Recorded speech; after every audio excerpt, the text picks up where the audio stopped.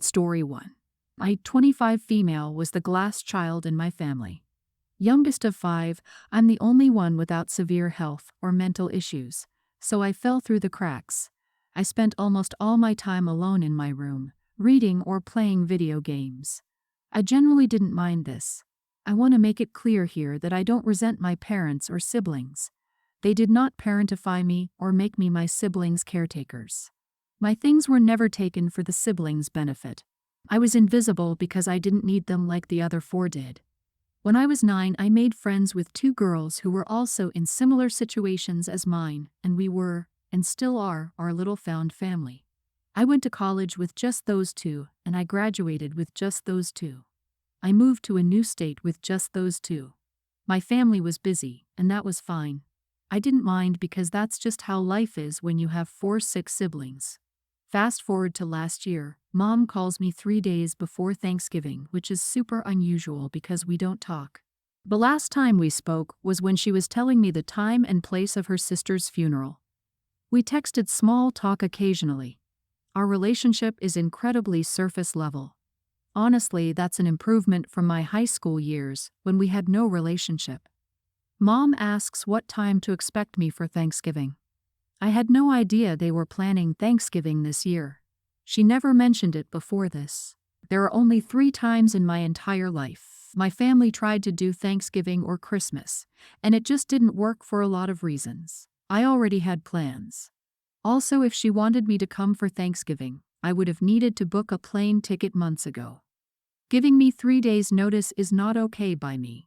She didn't remember that I lived 2 states away now, but was upset that I would leave her alone on Thanksgiving, which felt very guilt-trippy to me because she has a dad. Dad would have spent most of the day visiting brother at the facility he's currently at. He's about 2 hours drive away from them. When I refused to come a couple of times, she hung up on me.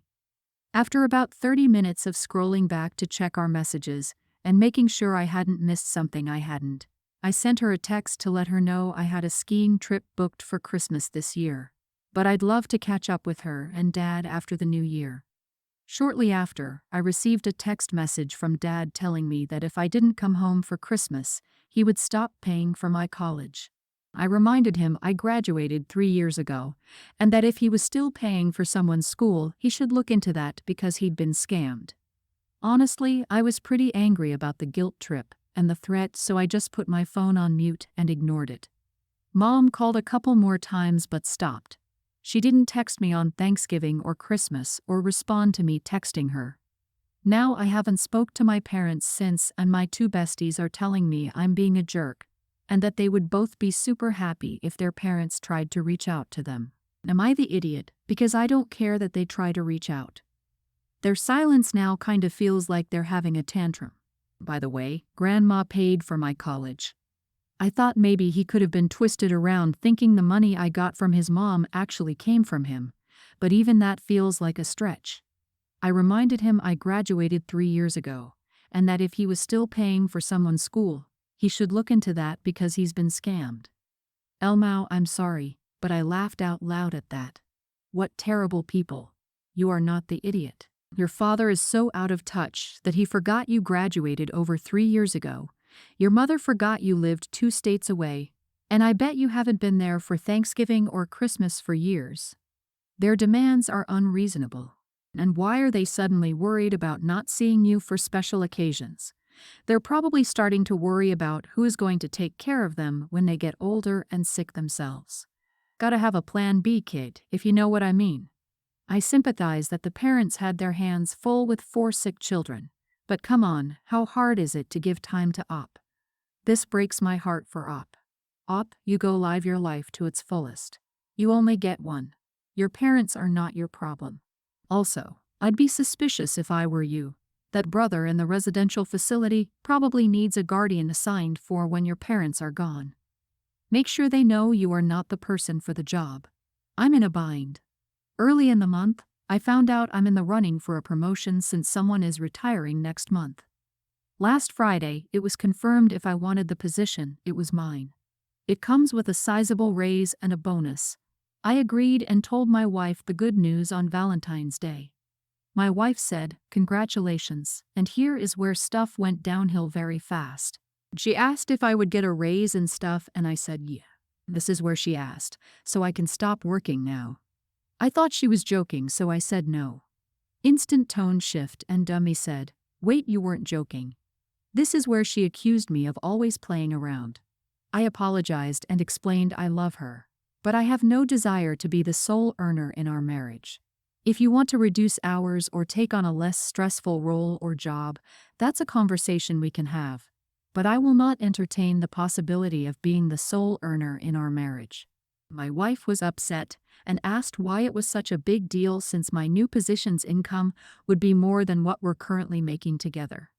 I explained that we could relook at how the bills are split and stuff, but I kindly asked her to respect that I do not want to be the only person who brings in income. She asked, do I even love her? She mentioned how her other friends have husbands who let their wives stay home. I got annoyed by this question and told her that maybe she should marry one of those guys. I do know my final comment was out of line, and I did apologize for it. She wouldn't accept it, and has given me the cold shoulder since. She asked if I even love her. Comment did sting, and I did act like a jackass by saying what I did. This has always been something I felt strongly towards. She was also aware of how I felt, but honestly, I don't think either of us thought either would be in a position to do so. I know I never thought I would be. She did explain the benefits of her staying home. The problem is I enjoy meal prep, cooking and cleaning. I listened to podcasts during that time, little moments of zen. I like the current setup where we split the chores. I do not want or need her to take on a larger load. I get her job is frustrating and stressful. That's why I said she can explore options to reduce her stress or find a less stressful job. She wants out. I get working sucks, I fully get it, but I try to tell her what she's feeling is normal, and at the same time adults work because we need to. This is what she told me in this case, both of us don't need to work. Technically speaking, she's right. With my new income, she wouldn't have to work. But on the other hand, I don't want to be the sole earner. This doesn't make me a failure as a husband or a man. She made jabs that made it feel as such. Even if we had kids, I would be against it just the way I was raised. Both my parents worked, and they shared the load across the board. Just how I feel. I don't know, maybe I am wrong or have a dated view. I tried everything to get her to talk to me, but I'm at a loss. Wait, you don't have kids? Then why the heck would she need to stay home? Not the idiot. Just because you're getting promoted doesn't mean she should quit. Both of you working will allow you to achieve your long-term financial goals faster, allowing you both to retire.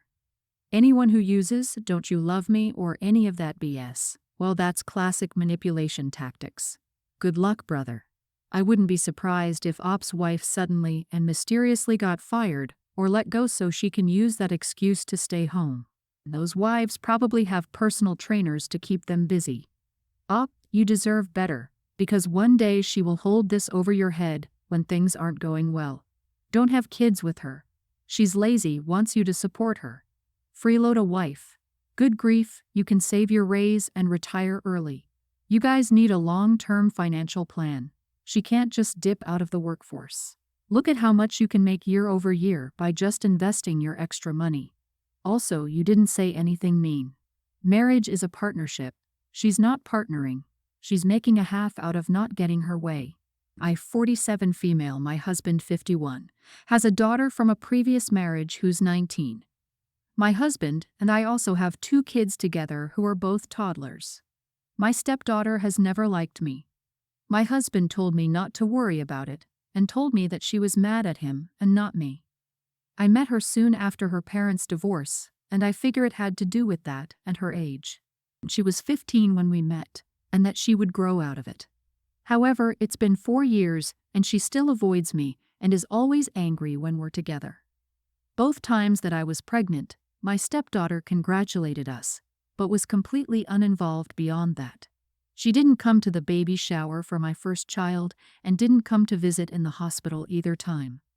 Even now, we've been trying to arrange for her to spend time with them, and she turns us down every time. Last week, we got into an argument. She came to our house to pick up a jacket, She left last time she was here. She was only here for a few minutes, and my oldest asked her to play with her, and my stepdaughter said that she didn't have time and left.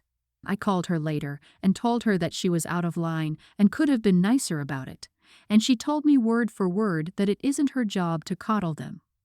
I told her she's an adult and needs to act like one, and that she was a bad sister and was making my children feel like she didn't want them around, to which she just replied that she doesn't and hung up. My husband agrees with me, however. I've been telling some of my friends about it, and they told me I shouldn't have said what I said to my stepdaughter. Am I the idiot? Yeah, you are the idiot. She doesn't need to pretend like she cares that you were pregnant. She doesn't have to attend your baby shower. She doesn't have to want any relationship with her dad's new kids. You're not her mother, and she obviously doesn't view you as any motherly figure in her life. You trying to force her into something she has no desire for is inappropriate. You call yourself a stepmother, but in reality you are her dad's wife. Nothing more. I think you have to learn to accept that and stop trying to force your family on her. Makes me wonder, was Op the reason for divorce? Op met stepdaughter's dad soon after her parents' divorce, and Op was immediately pregnant after meeting her husband. Also, I have no evidence of this, but I get the strong impression that Opie is really upset because they expected stepdaughter to babysit, and that isn't happening. Total assumption on my part, but I wouldn't be surprised. Lady, wake up. Your stepdaughter doesn't want anything to do with her bio dad's new family. A news flash here, she doesn't have to so quit trying the we're all one happy family crap on her. From what you wrote, she hasn't been mean, quite the opposite, and she did act like an adult. She didn't want to play with your kid and stated so. So some advice, back off and leave his daughter alone. My brother was widowed young and had 2 girls at the time. They were 3 and 4 when their mom died. When they were 7 and 8, my brother married his second wife, and he also became a stepfather to his wife's pre-tween daughter. For the sake of making the post a little easier, my nieces will be Mia, teen, and Ella, young teen, and my stepniece will be Katie, same age as Ella. About once a month, I have all 3 girls for a day of fun. I live near a water park, and I take my small kiddos, so taking the girls is easy. And it was a tradition that started with Mia and Ella and later included Casey when my brother became her stepfather. That's something that still continues today. My brother has mentioned to me that he and his wife are concerned that Mia and Ella don't consider Casey their sister and really only tolerate her. This has come from comments Casey made to her mom about feeling like an only child still, and feeling as though Ella and Mia don't really want her hanging out with them, and that they only say yeah because they don't want to get into trouble for excluding her. My brother mentioned that Ella and Mia never fight with Katie, but they never seem to have a great time with her either. He said even when Ella and Mia are fighting, neither will go to Katie to hang out. They do their own thing or hang with friends, and when they're together, they will hang out and Katie only joins if she asks them. They never ask her or make the effort to include her. My sister-in-law told me Ella and Katie should get along way better than they do. She told me Ella doesn't show any interest in Katie that way though, despite them liking the same things. Both my brother and sister-in-law said they try to cultivate the individual relationships with Katie by taking Ella or Mia out someplace with her. But that doesn't seem to make Ella or Mia any closer to her. If anything, they go along with it out of obligation. My brother told me that Ella and Mia don't even notice when Katie goes home to her dad sometimes. Katie splits her time between her mom and her dad, so she'll be there for a week, and then she's with her dad for a week. He said he never even realized how little attention they paid to Katie until recently. They did realize the closeness wasn't there, but the level at which they really don't notice her is alarming. He then told me I needed to help them out more with this. His requests confuse me because I already take all 3 for a fun day out once a month, and I have babysat for them on occasion. I don't know what he expects from me when I have my own kids. I told him that. I asked him what exactly he expected me to do, and he told me I should know what he expects, and I should be a little more willing to help so Katie doesn't feel like she's on her own. He told me I was intentionally being obtuse. It became more tense than I expected, and it made me wonder, Am I the idiot for asking him that? Not the idiot. He's upset that you ask because he doesn't know himself either. There's nothing you can do, nor do you have any obligation to do anything about this. This is something your brother and his wife have to work towards. It is in no way your issue. This is not a concern you have to work on. He didn't answer because he can't. He got defensive because he wanted to make this someone else's problem and deflect responsibility. You should help us out more. How? You should know how. You're not in the wrong here, Op. He's expecting you to know what he expects. Does he want you to take them to therapy instead of a water park? His therapy could help the situation. You're literally asking him directly because you can't read his mind. You definitely don't assume to know his thoughts, and that's why you ask. Please speak to your nieces and ask them how they feel. Background info. My husband is named Brad. Valerie is our daughter who's in 8th grade, and Denise is Brad's sister.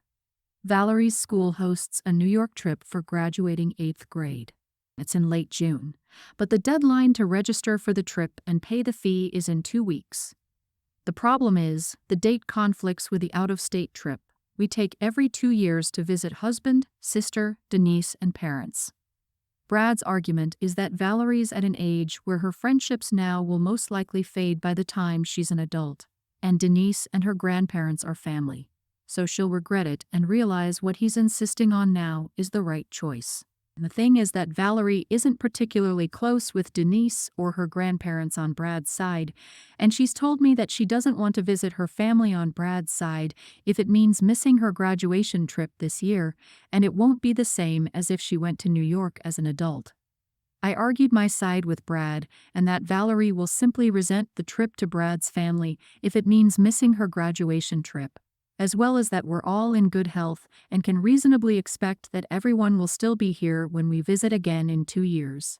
Brad insists that Valerie will realize when she's older that spending time with her family is the right choice, and she will be thankful for it when she's an adult.